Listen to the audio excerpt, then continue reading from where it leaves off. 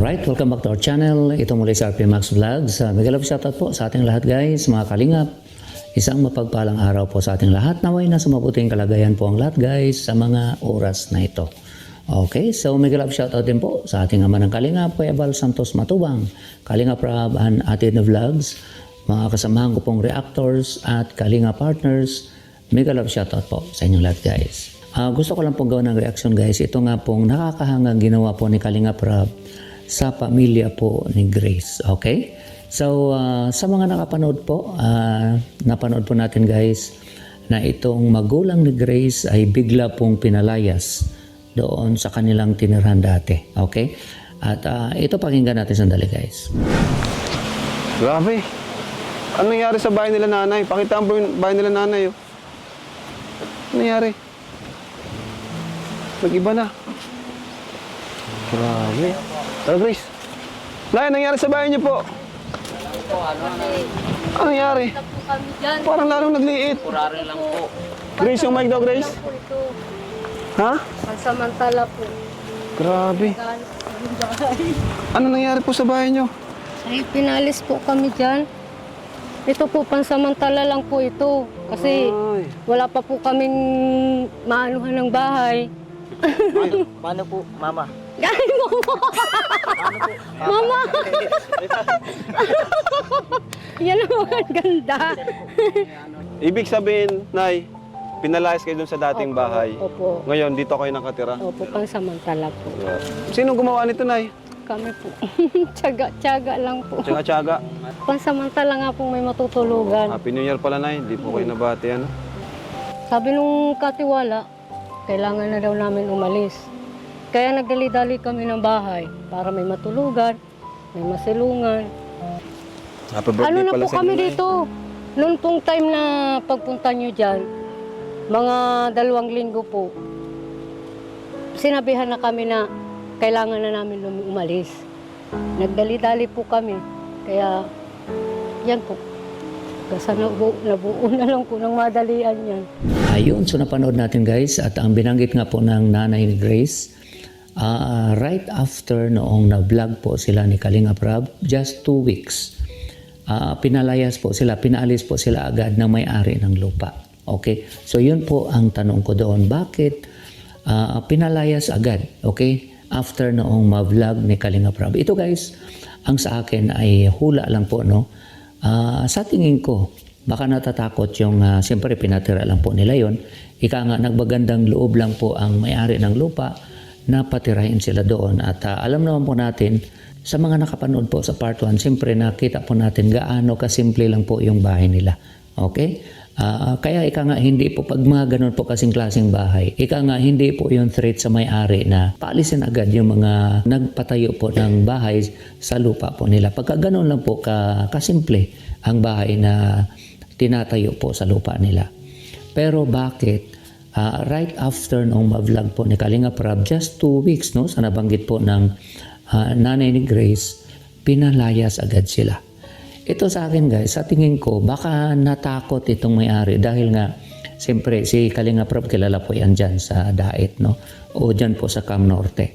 Sa tingin ko, baka natakot itong may-ari na dahil binavlog na ito ni Kalingap Rab, baka mamaya patayuan ng bahay na konkreto. So, baka natakot itong may-ari, baka may nakapanood, no?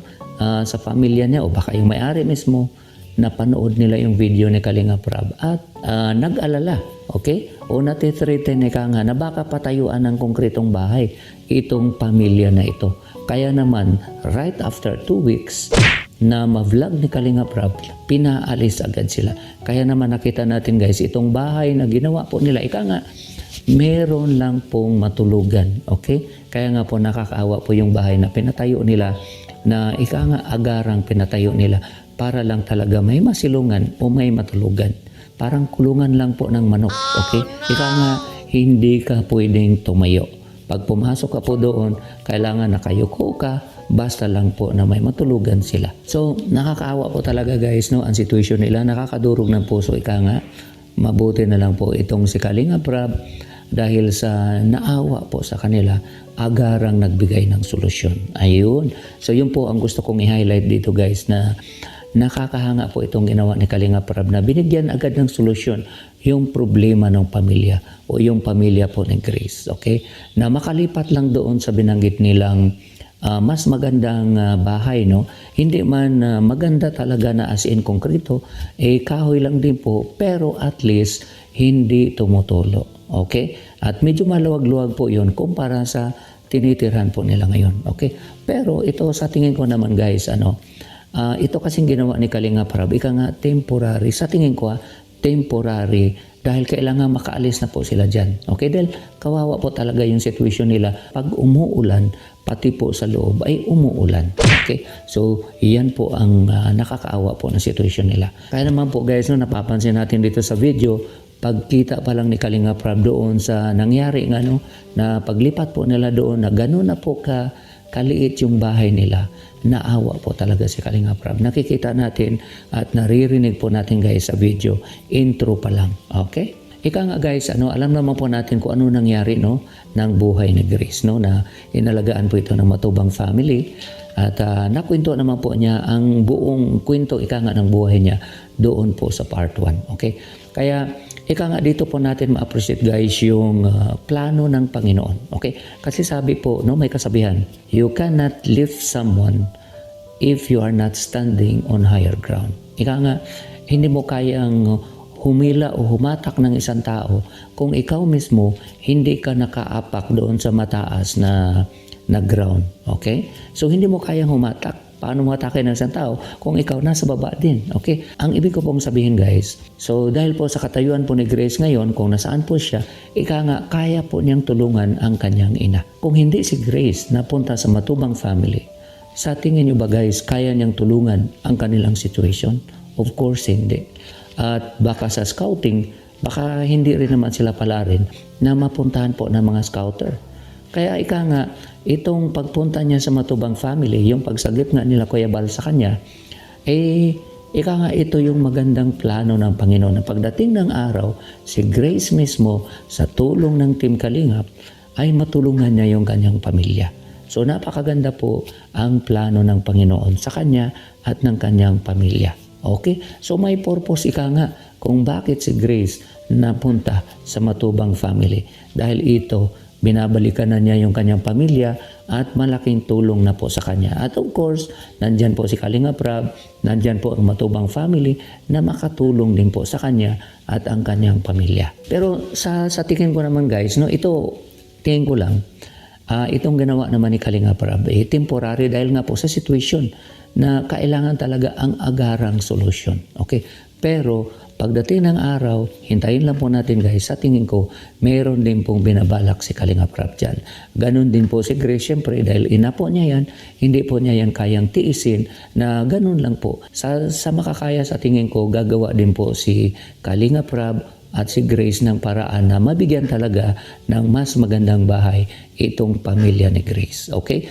At malay po natin dahil sumikat po at marami pong napatawa ang normies at baka marami na din pong sponsors na tutulong kay Grace at ng kanyang pamilya. Okay? So, abangan po natin yan guys. Okay? So, yun lang po ang aking konting reaction. Gusto ko lang pong i-emphasize yung agarang solusyon na ginawa po ni Kalingap Rab sa pamilya ni Grace na hanga po tayo. Okay? Dahil immediate po ang kanyang action nang makita niya, nang malaman niya ang katayuan o ang situation ng pamilya ni Grace na nakakaawa po talaga. So, yun lang po guys ang aking konting reaction. Maraming salamat po sa inyong walang sawang suporta sa mga uploads po namin, pag-comments, pag-likes, pag-shares, lalong-lalo na po sa hindi pag-skip ng ads. Maraming salamat sa mga silent viewers. Maraming salamat po sa inyong lahat guys. Ingat po tayo kung saan man tayo. God bless everyone. I love you all. Bye-bye.